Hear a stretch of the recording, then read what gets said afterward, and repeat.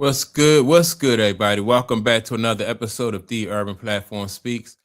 Make sure to like and subscribe to the channel as you tune in and you check out the content. And with that being said, man, I want to speak on Caitlin Clark and some statements that really basically what Jason Whtlock, his take on what's going on with Caitlin Clark and how certain parts of the WNBA, certain people in the WNBA, mainly the Alphabet Mafia, has got it in for Caitlin Clark, right? And in my personal opinion, I don't know if that's true. I don't think that they do, or maybe they do, maybe they don't, right? But my point is, and I'm going to play the audio from Jason Whtlock's show because I think that he brought up he has an interesting perspective, and I just want to counter his perspective, right? But let's say, for instance, that the Alphabet Mafia is true. The Alphabet Mafia don't like Caitlin Clark. They are opposed to Caitlin Clark. In my opinion, that wouldn't matter, right? Because when I look at Tiger Woods, for instance, and what Tiger Woods meant for golf, Tiger Woods immediately was for golf, like a way for golf to expand and to go into new markets, right? And larger markets. And the same thing for Caitlin Clark. Like when you see what Caitlin Clark, like the college career that she had, and you see that she was able to, like, the support and the fanfare that she got, that is for the WNBA. That could boost the WNBA, right? Like you had so many different fans all over the country just was excited about Caitlin Clark. And if the WNBA and the NBA wanted to capitalize on her popularity, in my opinion, nowhere in the world would they allow the Alphabet Mafia or anybody else outside of them to to get in their way and to stop what they have going on. So I think it's bigger than the Alphabet Mafia. I think it goes all the way up to the top, to the NBA and the WNBA. These are the ones, in my opinion, who are standing in the way of Caitlin Clark, right? And so what I'm gonna do is I'm gonna play the audio from Jason Whtlock's show, and then I'm a interject and then come back in with my my take. We're all living in fear of the Alphabet Mafia. LGBTQIA plus, Silent P, BLM, ADL, FBI, CIA. We all live in fear. IRS.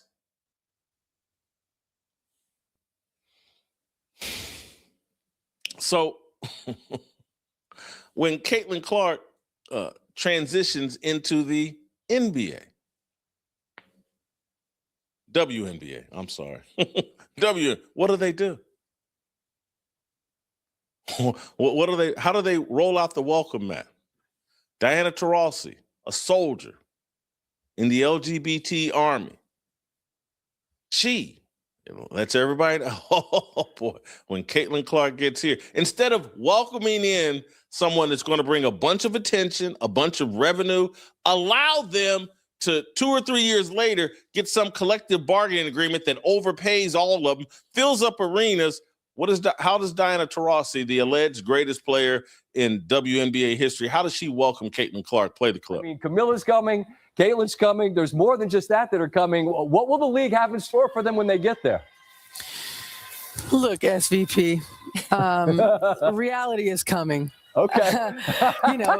There's levels to this thing, and that's just life. We all went through it. Of course. And you see it on the NBA side, and you're going to see it on this side, where, you look superhuman playing against 18-year-olds, but you're going to come with some grown women that have been playing professional basketball for a long time. Not saying that's not going to translate, because when you're great at what you do, you're just going to get better. But there is going to be a transition period where you're going to have to give yourself some grace as a rookie. And, it might take a little bit longer for some people.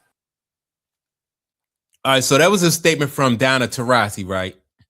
And as a competitor, I wouldn't really hold that against Diana Taurasi. And again, that comment and that approach and that attitude towards Caitlin Clark is not really going to hold a lot of weight if Caitlin Clark is the one who they want to move the league forward. Remember, there were people on the Chicago Bulls who players on the Chicago Bulls who really didn't dig Michael Jordan and didn't really appreciate Michael Jordan. They just got moved to the side. Same thing for LeBron James. I remember, I think it was the guy name is Miles or something. And he was like, he had some things to say, like, come on, man, ain't no rookie, no high school kid gonna come in here and take the team over and lead me nowhere. Got him out of there. Same thing with the Lakers when they had Magic Johnson, right? There was not really a beef between Magic and Norm Nixon, but the competition got to the point where as though we can't keep both of these guys. We only need one. And then so Magic was the future, and so they moved on from Norm Nixon, right? I can go on and give those type of examples because teams, the league organization, they're going to make the right decision what's for them. And in this case, now I'm not saying like having, what they're doing to Caitlin Clark is right and they made the right decision, but this comes from the top. Whereas though, and I always say that this league is not interested in growing. You see, they are expanding and they're bringing new teams on, but they're going to put a ceiling and a cap on this. And the reason why I think there is a cap and a ceiling on it is because to be honest with you, this is a female sport. And if, I can't really think of any team sport, female sport, besides basketball that we have in this country for women. So, and this country is not really geared towards females, like female sports or team sports for females. As tennis players or if golf players, when these young ladies get to tour around the world and play in different countries, and they make the big money like that, right? More so independent than a team sport. But like with the NBA, I think this is coming directly from the top. But let me get you some more of what's being said on Jason Whtlock show. Yeah, reality's coming. We're going to beat the hell out of Caitlin Clark. And they did. But Caitlin Clark was clear-cut Rookie of the Year, clear-cut one of the best 5 players in the WNBA the moment she stepped on the court. And how did they reward her? With Don Staley in charge of Team USA basketball, with Caitlin Clark clearly the biggest star and a way to market the women's game. Did they let Caitlin Clark on the Olympic team? Did they let her on Team USA? Of course not. Of course not. All right, so I agree with those points right there, right? Like she should have been on that Olympic team. And they should have promoted her. But in my opinion, that's just more proof. That just makes my point that the WNBA they're trying to give the appearance of growth. They're trying to give the appearance of, like we're, expansion and stuff like that.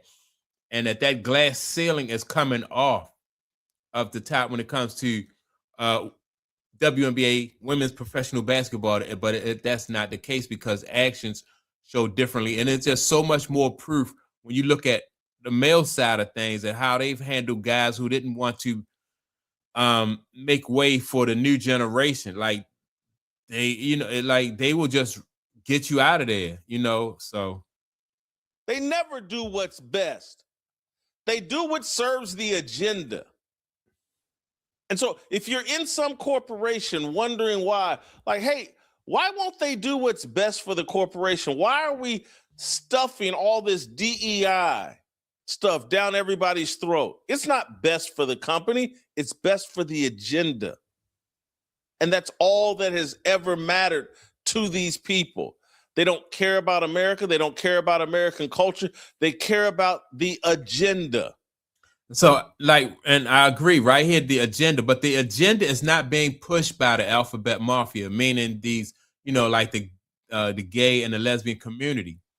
I don't think that the alphabet mafia would have the kind of, I know they wouldn't have the kind of power or effect on the league if the league really wanted to grow. I just don't think that. I just think that there's a glass ceiling on a women's sport that, they don't want it to grow.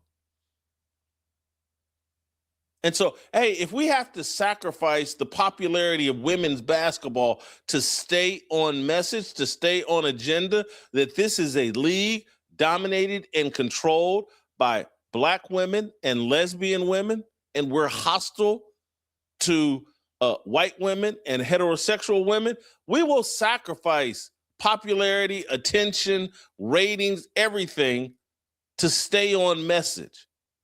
Now, here's where I think that Jason Whtlock is scapegoating gay and lesbian women. He's also scapegoating Black women because, like I said, of course you're gonna get some pushback from other players. Part of it is jealousy. Part of it could be competitiveness. But if this was a do or die type situation and they definitely wanted this league to grow, no way. Yeah, I mean, if that's the case, Larry Bird, when Larry Bird played for the Boston Celtics, like, you know, there were guys who was jealous of Larry Bird, said Larry Bird, you know, got special attention because he was a white guy. You know, if players said that if Larry Bird was Black, you know, he'd just be an ordinary guy. It didn't work. You know, it didn't work. And Caitlin Clark, the thing I can say about Caitlin Clark, when she out there on that court, she performs, right? So it wasn't like the Alphabet Mafia wouldn't even be able to stop her. So it has to be, it got to be more powerful forces behind the scene that are, you know, controlling this. You know, like Black guys couldn't stop Larry Bird from doing his thing in Boston. And Black women wouldn't be able to stop Caitlin Clark if the powers that be, higher forces, would, you know, wouldn't allow it. If they needed her, or if they not say needed, but if they wanted her to expand this league and to help this league grow, then it's nothing that nobody else, you know, none of these organizations or individuals wouldn't be able to do anything. So that's my point, my take on it. I just think there is a larger force behind the scene that is controlling this. I don't blame it on Black women. I don't blame it on the Alphabet Mafia. You know, no way, you know, they're gonna allow these women to stop their bag. So that's my take on it. Make sure to like and subscribe to the channel. Also, don't forget to leave a comment, and I'll check you all out in the next video. Peace.